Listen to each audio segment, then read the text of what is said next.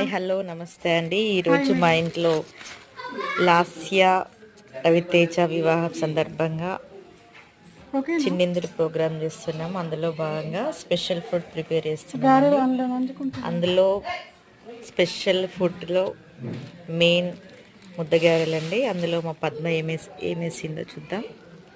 Okay Padma, ఇందులో ఏమేసావు, ఏం prepare చేస్తున్నావు? Hi madam. హాయ్, బాగున్నారా మేడం? బాగున్నామండి. చెప్పమ్మా, ఏమేసావు ఇందులో? ఇలా మేడం, ఇది బొబ్బరిపప్పు స్పెషల్ తెలంగాణ గారెలు మేడం. ఇది మాకు ఏ ఫంక్షన్ అయినా కూడా చికెన్లో నంజుకుంటారు. ఇది లేని ముక్క దిగదు. అంతే అంట. సూపర్.